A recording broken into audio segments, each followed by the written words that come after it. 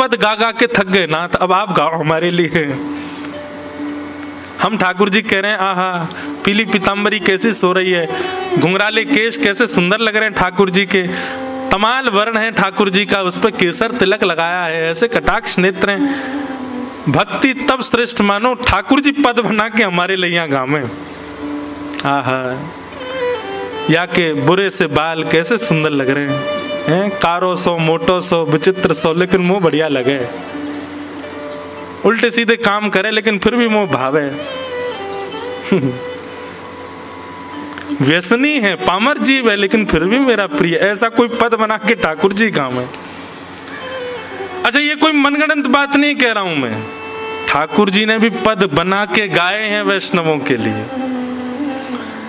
ये गीत गोविंद में जय जय देव हरे कौन गा रहा है? जय जय देव हरे, ये जयदेव की जय जय हो कौन गा रहा है? श्री जगन्नाथ जी गा रहे हैं। श्रुत कमला कुछ मंडल धृत कुंडल कलित ललित वन माल, यहां तक तो जयदेव महाप्रभु ने गाया। जयदेव महाप्रभु का स्वर बंद करके ठाकुर जी गाते हैं जय जय देव हरे। अरे जयदेव तुम्हारी जय जय हो। ठाकुर जी मतलब पद गाते हैं अपने वैष्णवों के लिए। हमें भक्ति तब तक करनी है जब तक ठाकुर जी हमारे काज पद नहीं गाए, हमें पद तब तक गाने जब तक ठाकुर जी हमारे लिए नहीं गावे। कोई कह करके हो सकता है मेरी निंदा करे, कैसा व्यास बताओ ठाकुर जी से यूं कह रहा ठाकुर जी हमारे लिए पद गाए। अरे गाना है भैया, हमको गब्बाना है। प्रेम एक हाथ से ताली क्यों बजाएं, हम दोनों हाथ से बजनी चाहिए। अकेले हमारो प्रेम से काम थोड़ी चलेगा, ठाकुर जी को भी तो प्रेम हो हमारे प्रति।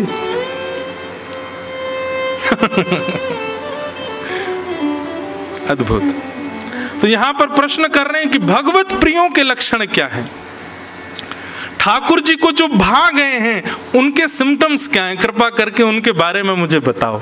तब यहां हरि नाम के योगेश्वर उत्तर दे रहे हैं, ध्यान से सुनिएगा। ये लक्षण हैं आपके अंदर तो आप हरि प्रिय हो। हरि प्रिय का प्रथम लक्षण क्या है? कि सर्वभूतेषु यः पश्येत् भगवद्भावमात्मना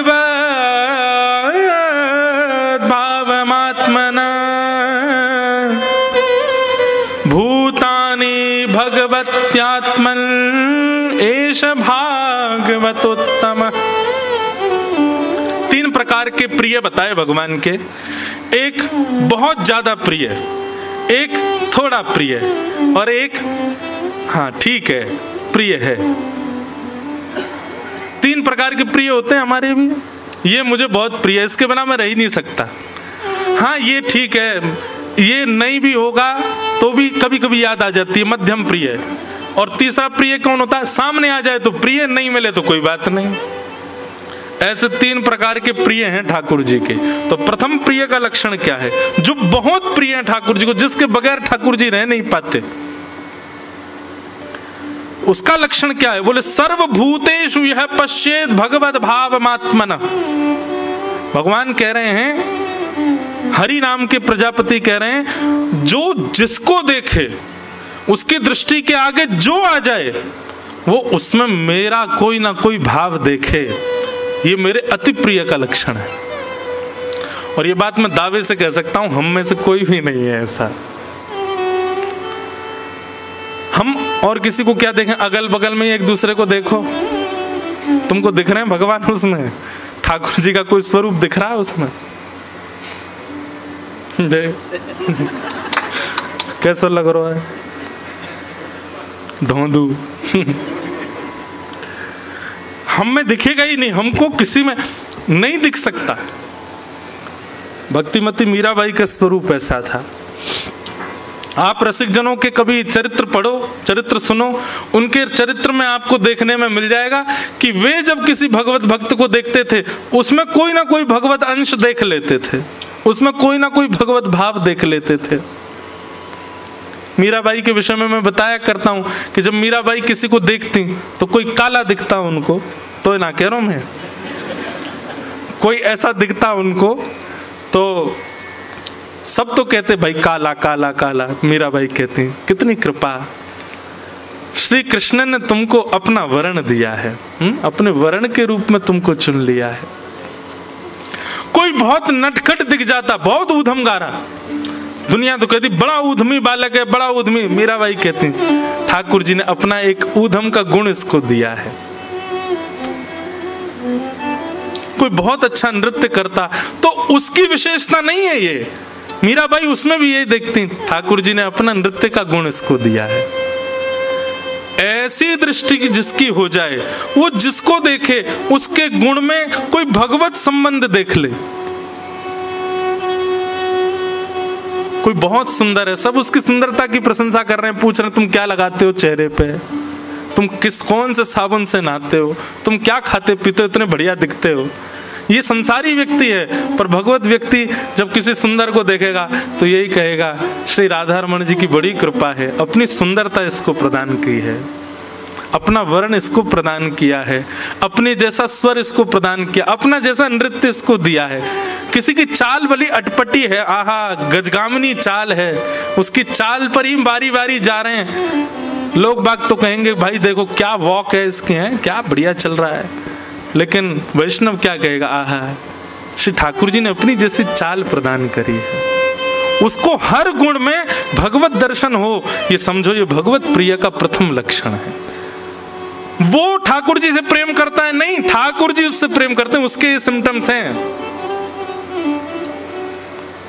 कि वो सबके गुण को उनका गुण ना समझ के भगवत गुण देखेगा। ठाकुर जी का लक्षण है।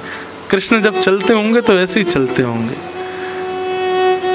ये इतना मधुर गा रहा है, सोचो ठाकुर जी जब गाते होंगे तो कैसा गाते होंगे। ये नृत्य कर रहा है, ये मयूर मोर की आवाज थी ना।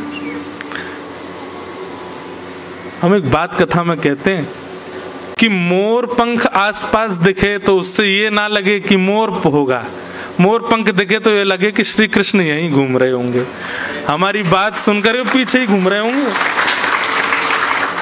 हम दावे से कह रहे हैं यहीं डोल रहे हैं, पीछे बैठे बैठे वहीं से पाम लटकाए नीचे, सुन रहे हैं सबरी बात।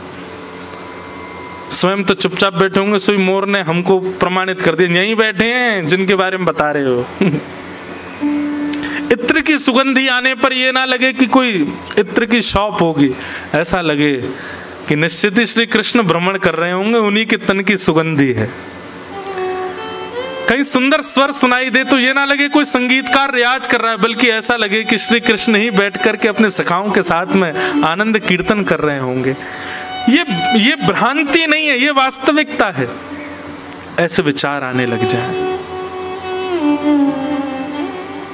सुंदर सुगंधी आ जाए भोजन की तो ये ना लगे कि कुछ अच्छा बन रहा है रसोई में, बल्कि ऐसा लगे कि ठाकुर जी ने आज प्रेम से प्रसाद अरोगा होगा।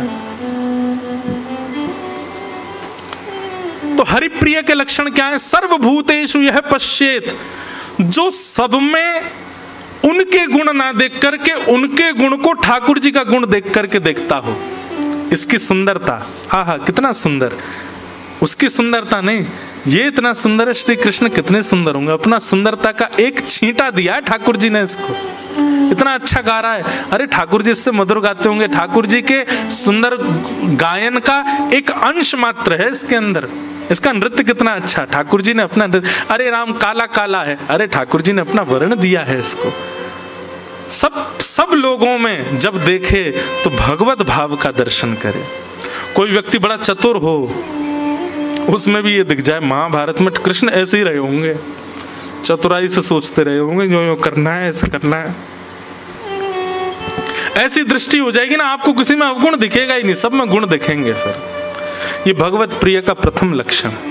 सर्वभूतेषु यह पश्येत भगवत भावमात्मनः, भगवत भाव का सब में दर्शन करे, ये वैष्णव हरिप्रिय का प्रथम लक्षण।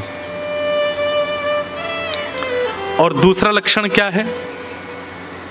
बोले दूसरा लक्षण कह रहा है कि जब सबको देखे तो सब में भगवत भाव का दर्शन करे, और जब ठाकुर जी को देखे तो सबको भूल के इन्हीं को सब कुछ मान के देखे। जब तक भार था तब तक इसमें ये गायन का गुण, इसमें नृत्य का गुण, ये सुंदर है, ये धनवान है, आदि आदि ये सब दिख रहा है। पर जब जैसे ही ठाकुर जी के सामने गया सबको भूल जाए, सब कुछ यही तो है।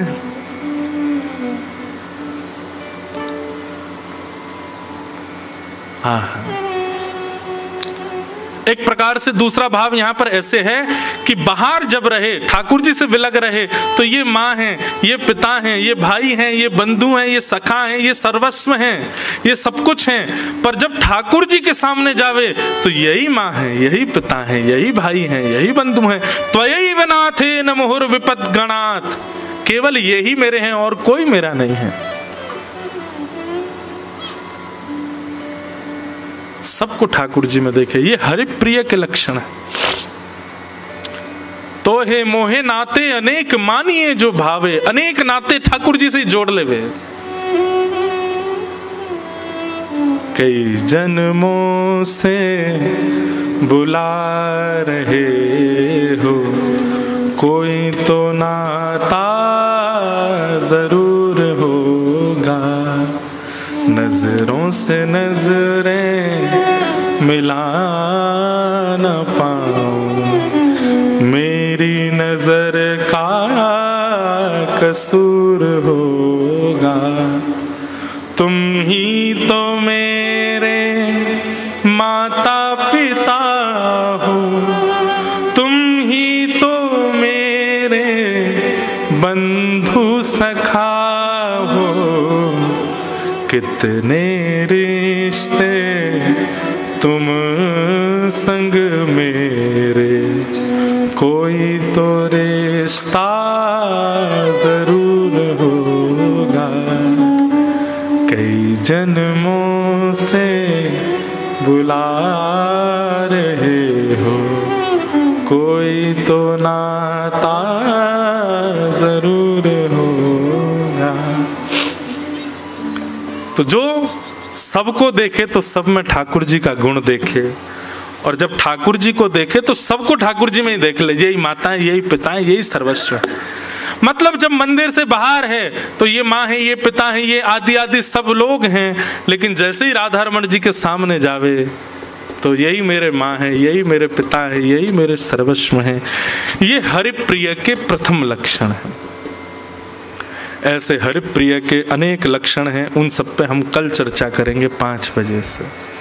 सब लोग बड़े प्रेम और भाव से आनंद। दूसरा प्रश्न कल हम लोगों ने श्रवण किया कि राजा निमि दूसरा प्रश्न करते हैं कि ठाकुर जी को जो प्रिय हैं, बहुत ध्यान से सुनना, ठाकुर जी जिनको प्रिय हैं उनकी बात नहीं हो रही है। ठाकुर जी को जो प्रिय हैं उनके लक्षण क्या होते हैं, उनका स्वरूप कैसा होता है, उनका स्वभाव कैसा होता है, वो बोलते कैसे हैं, वो बैठते कैसे हैं, वो चलते फिरते कैसे हैं, वो सोचते कैसे हैं। ठाकुर जी के प्रिय जनों के लक्षण क्या हैं, कृपा करके वो हमको बताओ। हम आपसे एक बात कल भी कह रहे थे, जो लोग आए थे और जो आज आए वो सुन लो। बंधुओं, हमारे जप तप नियम साधन सत्संग आदि सबका एक ही उद्देश्य है, ठाकुर जी हमको प्रिय लगे नहीं, हम ठाकुर जी को प्रिय लगे। ठाकुर जी यूं कहते हैं जे मेरो है, या मैंने स्वीकार कर लिया है, अब या को सब कछु मैं हूं, हमारा भजन इसके लिए हो रहा है, हम हरि प्रिय बने। हरि तो सबके प्रिय हैं, पर हरि का जो प्रिय है वो विशेष बात है।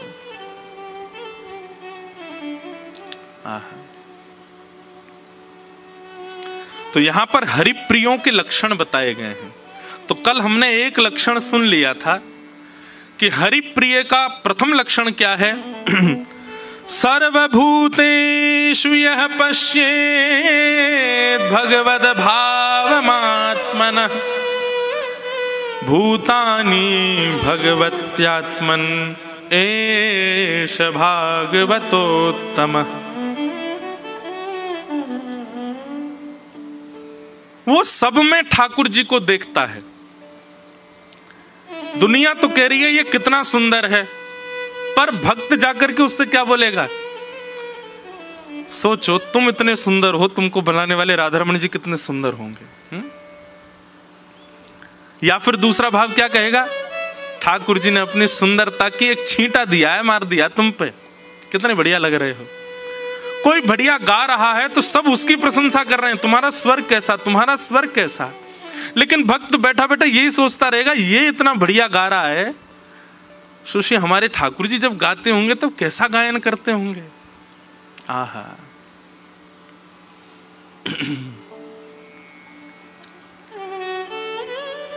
वीणा लेके गावे रंगीली राधे, वीणा लेके गावे।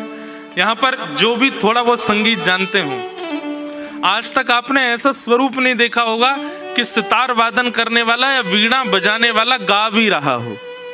पर हमारी किशोरी जी कैसी हैं, बोले वीणा लेकर के बैठती हैं और संग संग गाती और हैं। आहा, इतना सुंदर श्री सरस माधुरी जी का पद है, वीणा लेके गावे रंगीली राधे, वीणा लेके गावे रंगीली राधे, वीणा लेके गावे रंगीली राधे, वीणा लेके गावे रंगीली राधे।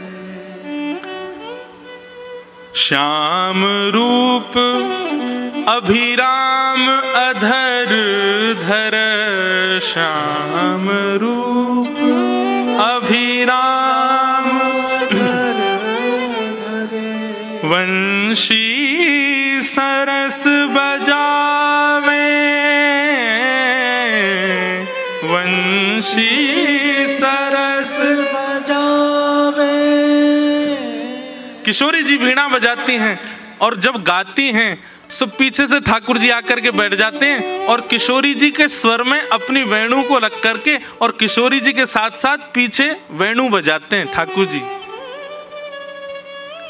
बंधु, कभी कभी मन में भाव नहीं आता, हमारी ऐसी कोमल सी किशोरी जी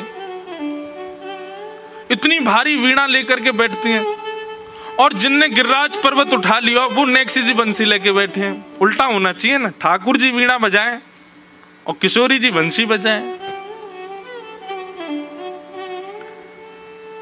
एक बार किशोरी जी ठाकुर जी से बोली हम बंसी बजाएंगे। ठाकुर जी बोले आप बंसी मत बजाओ। बोले क्यों? बोले बजेगी नहीं आपसे। किशोरी जी बोली अच्छा हमसे नहीं बजेगी। ललता विशाखा तुरंत आ गई, ये पहले आ जाएं लड़वे लाल जी थे। कहा तुमने? बोले मैं यूं कह रहा हूं कि हमारी श्यामाजू बंसी ना बजा पाएंगी। अच्छा, हमारी लाडली जू जब चले ना तो उनके पामन की नूपुर उनकी ध्वनि पे राग रागनी वारे वारे जामे, और तुम यूं कह रहे हो हमारी लाडली जी बंसी ना बजा पाएंगी? चलो जल्दी अपनी बंसी दो, हमारी किशोरी जी बजाएंगी। अरे मैं कोई किशोरी जी पे संशय ना कर रहा हूं, किशोरी जी पे कोई आक्षेप ना कर रहा हूं, वो साक्षात संगीत स्वरूपा हैं, पर मेरी बंसी जे ना बजा पाएंगी। ललता जी बोली आज तो यही बंसी बजेगी, अब ही बजेगी और तुम्हारे सामने ही बजेगी, लाओ दो। ठाकुर जी बोले ना माननी बात, लो दे दो।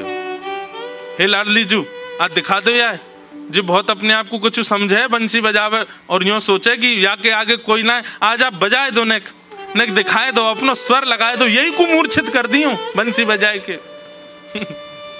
ठाकुर जी खड़े, हाँ श्री जी बजाओ। हमारा तो सौभाग्य कि हमारी बंसी आपकी सेवा में, पर मैं फिर कह रहा हूं जी बजेगी नहीं। किशोरी जी ने अपने अधर पर वेणु धारण करके अपनी कोमल उंगलियों से छिद्रों को आच्छादित किया और जैसे ही प्राण पिरोए बस हवा ही हवा निकले, स्वर नहीं निकले। ललता विशाखा कह रही हैं अरे जल पिला, गलो सूख गो श्यामाजू को जल पिलाए दियो, लेकिन बंसी ना बजे। ठाकुर जी मंद मंद मुस्कुरा रहे। अब मैं कह रहा हूं नए बजेगी, मुंह वापस कर दो। अरे श्यामाजू जी बहुत मायावी है, ये अपनी माया ते कछु कर सके, याने जरूर बंसी बांध दी होगी, याने बंसी को टोना टोटका करके वाके स्वर सबरे अंतर ध्यान कर दिए। नहीं तो हमारी श्यामाजू कोई स्वर को, कोई संगीत के वाद्य को स्पर्श कर दे, अरे स्पर्श मात्र से बजन लगे, ये वंशी क्यों ना बज रही है? ठाकुर जी बोले पहले वंशी वापस करो फिर बताऊंगा। किशोरी जी ने वंशी वापस करी। ठाकुर जी बोले अच्छा एक बात बताओ, आप वंशी को वादन करते समय मन में कौन को चिंतन कर रही हो? किशोरी जी बोली मैं तो कोई भी वाद्य बजाऊं आपको ही चिंतन करूं। बोले यही तो गलती कर रही हो। ये वंशी जो है ना हमारी अनन्य भक्त है। अनन्य को मतलब कहा हुआ एक के अलावा दूसरे को ना भजे ये। और या वंशी में नित्य आपको ही चिंतन होवे, या वंशी में नित्य आपको स्मरण होवे। ये वंशी आपकी भक्ता है और आप या वंशी से मेरी भक्ति करोगी तो ये वंशी कैसे बजेगी? हे श्यामाजू, आप नेत्र बंद करके अपनो ही चिंतन करो, मतलब अपने स्वरूप को ध्यान करो। जब आप अपनो ध्यान करोगी तब ये वंशी बजेगी, क्योंकि या वंशी में तो नित्य आपको ही गायन की हो जाए। किशोरी जी ने अधर पर वंशी रख के जैसे स्वयं को स्मरण किया, अपने रूप नख, अपने रूप नेत्र आदीन को स्मरण किया, अपनो ही स्मरण करके जैसे ही वंशी अधर पर धरी, बिना फूंक के वंशी बजन लगी। किशोरी जी के नेत्र सजल है गए, दौड़ करके अंक में भर लिए श्याम सुंदर। आपकी या अनन्य प्रेम पे ही तो मेरा मन करे कि मैं वारी वारी जाऊं। अरे स्वयं तो अनन्य है, अपने अंग संग रहवे वारे सब वस्तु भी अनन्य कर ली आपने। ठाकुर जी को श्रृंगार भी अनन्य है। अगर किशोरी जी सन्मुख नहीं है तो वही हीरा ठाकुर जी के थोड़ी पर लगो लगो चमकेगो नहीं। ठाकुर जी को मुकुट भी अनन्य है, वही मुकुट जो नित्य श्री जी के बगल में अत्यंत शोभायमान होवे। श्री जी से नेक वियोग होने पर वाकी कांति भी फीकी पड़ जाए। ठाकुर जी के बाजूबंद, ठाकुर जी की मधुर जो कोई भी श्रृंगार हैं वे सब भी अनन्य हैं। और सब अनन्य भक्त कौन के हैं? श्री जी के भक्त हैं। जैसे एक व्यक्ति सज धज करके आवे तो उसके साज सज्जा दिखने के लिए उस पर फोकस लाइट होनी बहुत जरूरी है। ऐसे हमारे ठाकुर जी कितने सुंदर बनिया में, श्यामाजू को यदि दृष्टि स्वरूप प्रकाश उन पर नहीं पड़े तब तक ठाकुर जी को श्रृंगार चमके ना है। या को मतलब श्रृंगार में कमी नहीं है, वो श्रृंगार सब अनन्य है जाए। किशोरी जी के भक्त है जाए सब। जब किशोरी जी सामने आमे तभी आनंद होवे।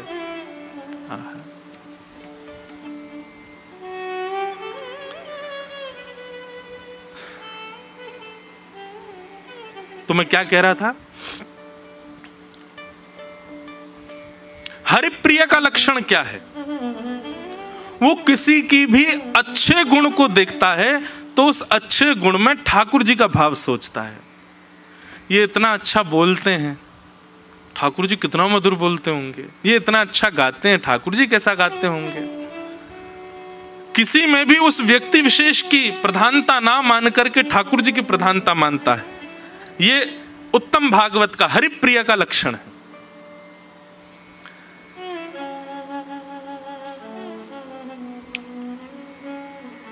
हरिप्रिय का दूसरा लक्षण क्या है? वो सब में भगवान को देखता है, सब में राधा रमण जी का दर्शन करता है। और जब राधा रमण जी के सामने जाता है तो सबको राधा रमण जी में देखता है। यही सब कुछ है मेरे, यही सर्वस्व है, इसके अतिरिक्त मेरा कोई नहीं है। ये उत्तम भागवत के दो प्रथम लक्षण हैं। तो कल मैंने एक बात कही थी कि उत्तम, मध्यम और साधारण, हरिप्रिय भी तीन प्रकार के होते हैं। साधारण कैसे होते हैं? ठाकुर जी को वो प्रिय लगते हैं, पर कब प्रिय लगते हैं? सामने आ जाएं, गलती से पड़ जाएं तो ठाकुर हाँ ये भी मुझे अच्छा लगता है। मध्यम कौन सा होता है? उसकी चर्चा हो जाए तो ठाकुर जी कहते हैं हाँ हाँ वो भी प्रिय है। लेकिन उत्तम कौन होता है? वो भले ही सामने ना हो, उसकी चर्चा ना हो, फिर भी ठाकुर जी उसका स्मरण करते रहते हैं, वो उत्तम है। तो यहाँ उत्तम भागवतों के 5-6 लक्षण हैं, उसमें से एक अभी हमने सुन लिया। अब मध्यम और साधारण भक्तों के लक्षण सुनो। हम उत्तम तो बन नहीं सकते, कम से कम साधारण ही बन जाएं, मध्यम ही बन जाएं। कहीं से भी हरिप्रिय बने। तो दूसरा लक्षण क्या है? ईश्वरे तदधीनेषु बालशेषु द्विषस्तु च प्रेम मैत्री कृपापेक्षा य करोति स मध्यम। ठाकुर जी के भक्तों में मध्यम कौन है? मतलब इतना प्रिय नहीं है, पर हां फिर भी उसकी चर्चा हो जाए तो ठाकुर जी को अच्छा लगता है। ऐसे मध्यम भक्त के लक्षण क्या होते हैं? बोले ईश्वरे तद धीरेषु बालशेषु दुषस्तु च। ठाकुर जी से ये प्रेम करते हैं,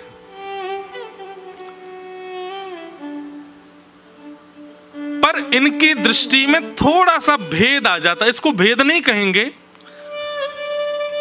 थोड़ा सा समत्व कम रहता है। जैसे उत्तम भागवत तो सब में गुण देखता है, पर मध्यम भागवत जो होता है वो थोड़ा सा भेद दृष्टि वाला होता है। ठाकुर जी से तो प्रेम करता है, और ठाकुर जी के जो अधीन हैं, ठाकुर जी के जो वैष्णव हैं, ठाकुर जी के जो भक्त हैं, उनसे प्रेम नहीं कर पाता। उनके प्रति कैसा भाव रहता है?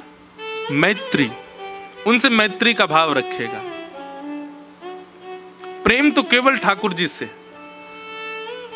ठाकुर जी के जो प्रिय हैं उनके प्रति मैत्री भाव रखता है।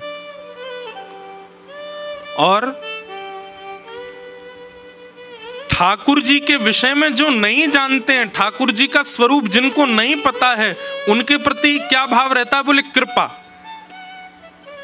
बोले उनको ये बताते हैं ठाकुर जी का ऐसा श्रृंगार है, ऐसा रूप है, ऐसा स्वरूप है, ऐसे भाव हैं, उनके ऊपर कृपा करते हैं। और जो ठाकुर जी को ना सुनते हैं, ना भजते हैं, ना देखते हैं, ना कोई भी प्रकार का संबंध ठाकुर जी से रखते हैं, उनकी ये क्या करते हैं? बोले उनकी उपेक्षा, उनका त्याग कर देते हैं। तजोरे मन हरि विमुखन को संग जाके संग कुमति उपजत है, पड़त भजन में भंग। तजोरे मन हरि विमुखन को संग। बहुत सूक्ष्मता से समझने वाले विषय हैं ये। हम तो चाह रहे थे कि आप लोग कुछ लिख के बैठो, एक एक विषय, एक एक पॉइंट लिखो, लेकिन आप सब लोग तो बहुत विद्वान हो, याद कर लोगे हैं।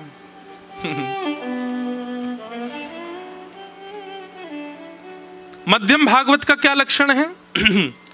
ठाकुर जी से प्रेम, ठाकुर जी के वैष्णवों से मैत्री, ठाकुर जी के विषय में जो नहीं जानते हैं उनको, उनके ऊपर कृपा, उनको बताना, और ठाकुर जी से दूर दूर तक जो संबंध नहीं रखते हैं उनके प्रति उपेक्षा।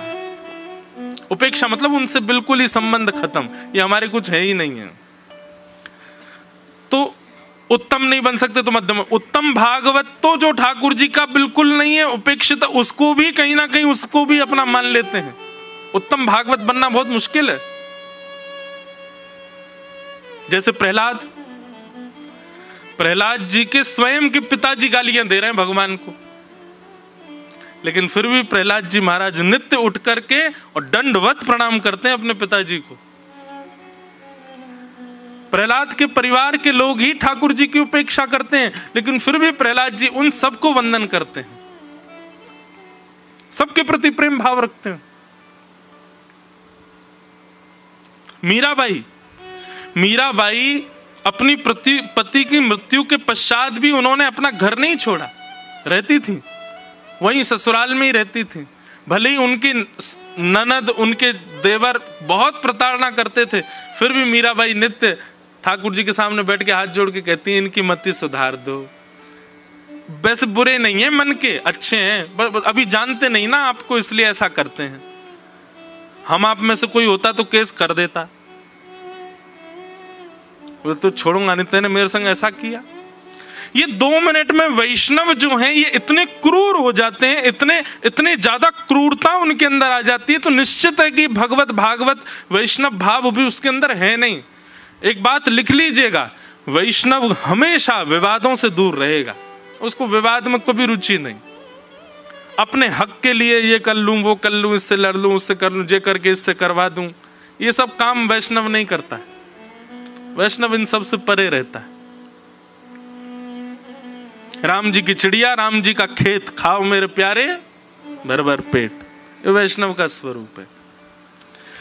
तो मध्यम कौन? जो ईश्वर से प्रेम करे, उनके अधीन रहने वालों से मैत्री करे, न जानने वालों पर कृपा करे, और बिल्कुल ही ठाकुर जी से विमुख रहने वालों की उपेक्षा करे, उनका त्याग कर दे। ये भी अच्छा है, आप ऐसा भी करो, क्योंकि ऐसा करते करते एक दिन तो ऐसा आएगा कि आपका स्वरूप ऐसा हो जाएगा कि आप सब में ठाकुर जी का भाव देख करके सबके भाव के प्रति सम हो जाओगे, समत्व बुद्धि हो जाएगी। अब आते हैं साधारण वैष्णवों का लक्षण क्या? हम आप सब में से अधिकतर लोग साधारण हरिप्रिय हैं। साधारण का स्वरूप कैसा होता है? बहुत ध्यान से सुनो। आचार्यामेव हरे पूजाम्य श्रद्धेहते न तद्भक्तेषु चान्येषु सभक्त प्रकृत स्मृत। साधारण भक्त का लक्षण क्या है? भक्त नहीं, हरिप्रिय। भक्त में और हरिप्रिय में एक सिद्धि का अंतर है।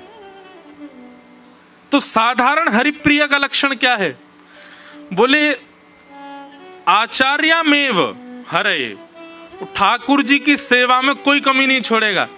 ऐसा सुंदर श्रृंगार, ऐसा सुंदर सिंहासन, ऐसे सुंदर आज 56 भोग, आज हिंडोला उत्सव, आज ये उत्सव, आज वो उत्सव, और महाराज एक के बाद एक ठाकुर जी को सुंदर सुंदर वस्तु अर्पित कर रहा है। आचार्य में हरे पूजाम यह श्रद्धये हते। ठाकुर जी की अर्चना, वंदना, पूजा, सेवा आदि, इसमें तो उसकी बहुत रुचि है। उसके अलावा तद भक्तेषु, भगवान के भक्तों के प्रति उसकी ज्यादा निष्ठा नहीं।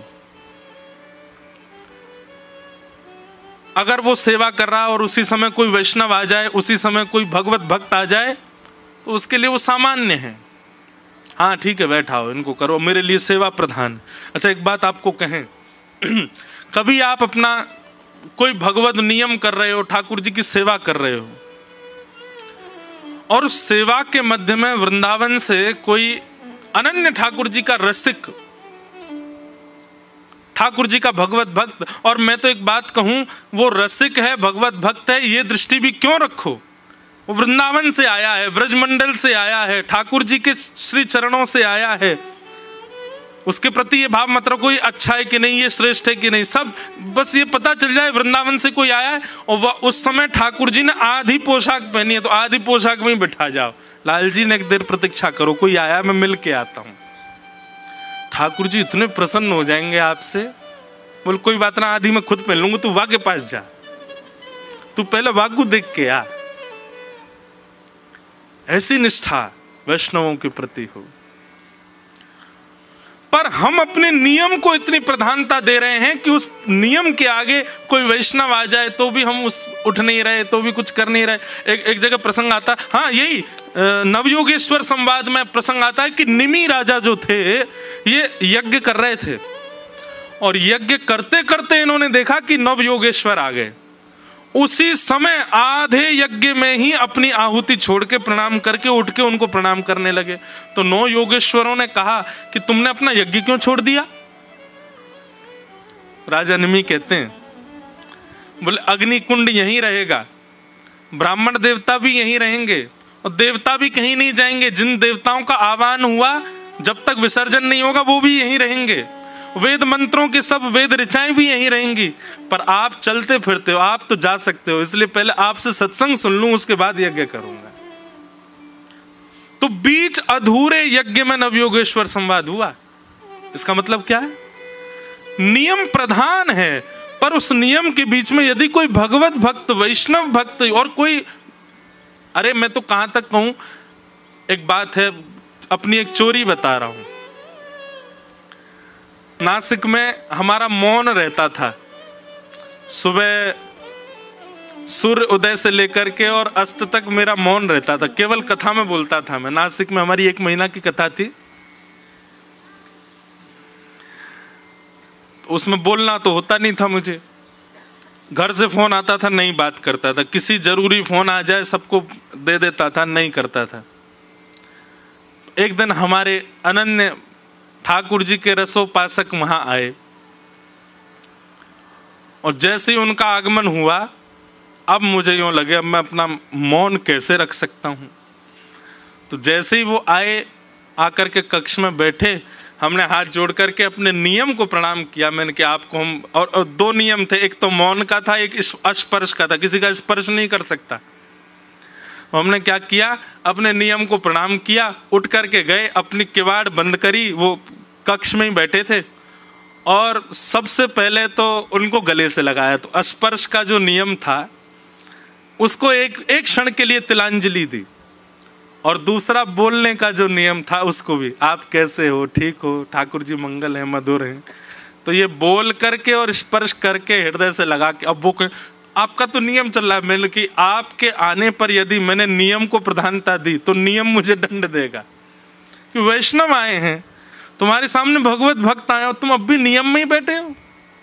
अरे कहां तक कहें, वहां जो महाराज जी थे जिन्होंने कथा का क्रम रखा था, पिछले कितने, मुझे तो वर्ष भी याद नहीं, 30 वर्षों से उन्होंने किसी का स्पर्श नहीं किया था। और एक दिन ऐसा चंग चढ़ा महाराज जी को, कभी किसी का स्पर्श नहीं करते थे।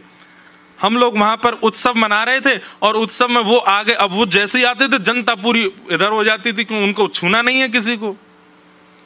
आए और आते ही उन्होंने ऐसे हाथ बढ़ाया मेरी ओर। मैंने कहा महाराज जी, मैंने 3 बार पूछा, अब मेरा भी मौन था। बोला हाँ लाओ हाथ दो अपना।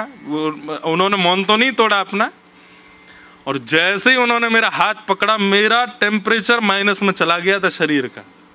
30 वर्ष बाद उन्होंने किसी को छुआ था, और उन्होंने अपना नियम तोड़ा। और महाराज ऐसे वो घूम घूम ऐसे हाथ पकड़ के खूब घूमे।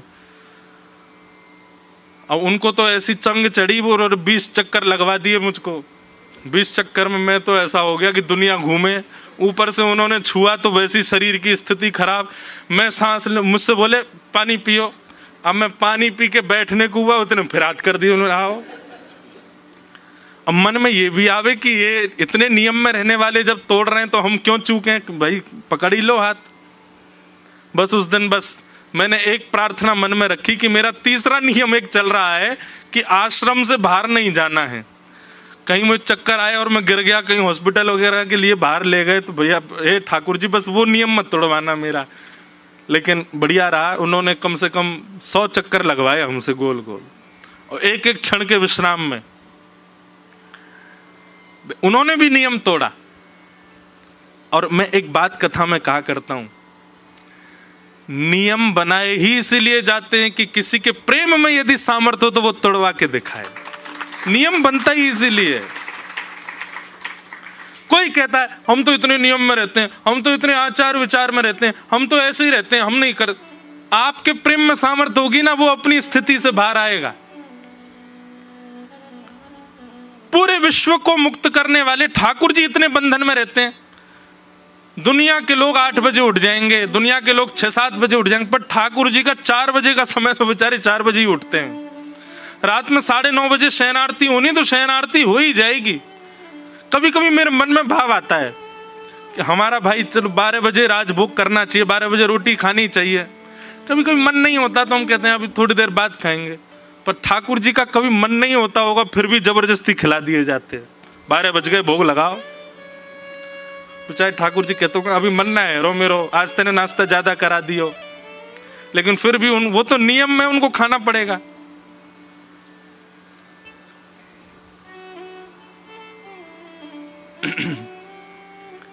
इतने बंधन में क्यों रहते हैं ठाकुर जी? हमको चैलेंज करते हैं ठाकुर जी, तो में ताकत हो, तेरे नियम में ताकत हो तो तोड़वा के दिखा। अपनी मनमानी से मत तोड़ देना। ठाकुर जी का अगर 4 बजे का रोज का मंगला का समय और आप सोचो नहीं आज ठाकुर जी सो लो, अपने मन से नहीं करना है कि 8 बजे उठाओ, तब तो फिर अपराध होगा। ठाकुर जी ऐसी कोई योजना बना दें, ठाकुर जी कहो तो उठ के बैठ गए और आपकी जो आरती करने की वो आरती गुम हो गई, मिल ही नहीं रही।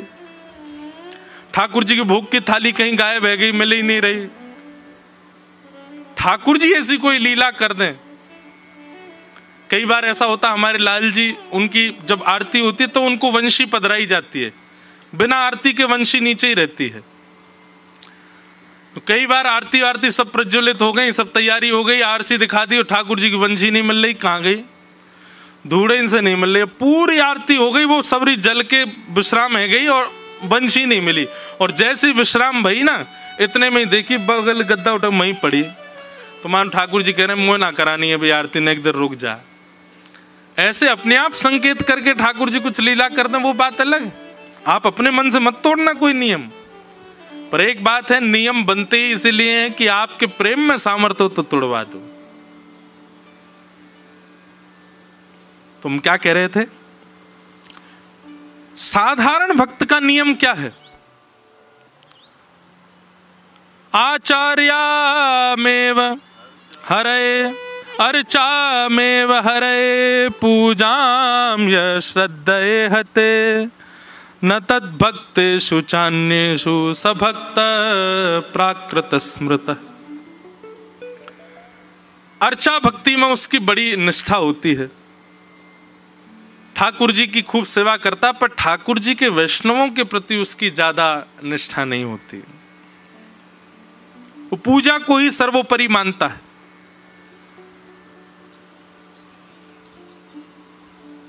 नारद जी महाराज गए प्रहलाद जी के पास, और श्री प्रहलाद जी महाराज उस समय अपने ठाकुर जी की सेवा कर रहे थे। तो नारद जी गुरु जी हैं। किसी ने जाकर के प्रहलाद जी से कहा, प्रहलाद जी, नारद जी आए हैं, गुरु जी आए। और उस समय प्रहलाद जी सेवा कर रहे थे ठाकुर जी की। तो प्रहलाद जी ने केवल इतना कह दिया, नारद जी से कहो थोड़ी देर बैठे, आ रहा हूं। अब प्रहलाद जी ने अपमान के रूप में नहीं कहा था कि उनका अपमान हो। लोगों ने जाके कहा कि आप थोड़ी देर विराजो, प्रहलाद जी अभी आ रहे हैं। नारद जी बोले कोई नहीं, हम तो फिर आ जाएंगे, चले गए। अब नारद जी भी इस भाव से नहीं गए कि मेरा अपमान हुआ है, और प्रहलाद जी ने भी इस भाव में नहीं कहा कि उनका अपमान हो। लेकिन फिर भी प्रहलाद जी को भगवत अपराध लग गया, केवल इतना कहने मात्र से कि आप प्रतीक्षा करो। ठाकुर जी को प्रतीक्षा करवा लो, लेकिन भगवत भक्त को प्रतीक्षा मत करवाओ। हम एक बात आज तक समझे नहीं कि ठाकुर जी के भजन, ठाकुर जी की भक्ति, ठाकुर जी की सेवा से अतिरिक्त वैष्णव भक्त को एक वैष्णव की सेवा में निपुण होना चाहिए। कई लोग कहते हैं महाराज जी हमसे श्रृंगार नहीं आता, हमसे ठाकुर जी की पोशाक बनानी नहीं आती, ठाकुर जी को आदि आदि श्रृंगार सेवा हमसे होती नहीं, हम क्या करें? तो भाई तुम वैष्णवों की सेवा करो, वैष्णवों को भजो। एक बात सूत्र मान लीजिएगा, वैष्णव सेवा सबसे श्रेष्ठ और सबसे शुद्ध और सबसे भगवत प्राप्ति में सबसे ज्यादा अतिरिक्त शीघ्रता भगवत दर्शन कराने में सामर्थ्य यदि किसी में है तो वैष्णव सेवा में, भगवत सेवा में। ठाकुर जी की सेवा करते करते हो सकता है पूरा जीवन निकल जाए, ठाकुर जी ना मिले, लेकिन वैष्णव सेवा आपने कुछ वर्ष भी कर ली ना, तो भी ठाकुर जी का अनुभव होने लग जाएगा।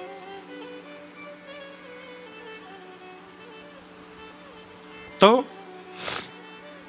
साधारण भक्त केवल भगवत सेवा में ही रहता है, उसको वैष्णवों से इतना मतलब नहीं। सुनेगा, प्रणाम करेगा, ठीक है, लेकिन इतना श्रेष्ठ भाव वैष्णवों के प्रति नहीं रखता है। ऐसा भक्त जो है वो साधारण हरिप्रिय है, ठाकुर जी को प्रिय तो है पर इतना ज्यादा प्रिय नहीं है। लेकिन एक बात बोलूं, दो ही शब्द होते हैं, या तो प्रिय और या फिर अप्रिय। ये कम प्रिय, थोड़ा प्रिय, ये होता ही नहीं है। ये सब बात बनाने वाली बात है। तुम मुझे थोड़े कम प्रिय हो, अरे इसका मतलब सीधा सीधा वो ये कह रहा है कि तुम उसको प्रिय ही नहीं हो। और हम तो एक बात कहते हैं, ठाकुर जी को ये ज्यादा गणित नहीं आती, कम ज्यादा वाला नहीं आता, उन पे तो दो ही आते हैं, पूरा पूरा और बिल्कुल ही कम।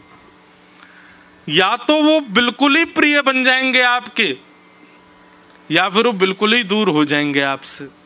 ये बीच वाला भाव नहीं होता था। यहाँ पर हमको थोड़ी दिलासा देने के लिए, थोड़े हमको मन में ये रहे कि हाँ ठीक है, इसलिए ये साधारण और मध्यम भक्त कर दिए।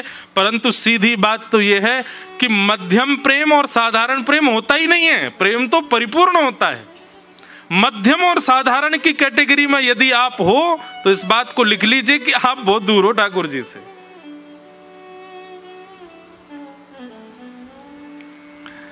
इस प्रकार के 3 भक्तों के भाव बताए गए, उत्तम, मध्यम और साधारण।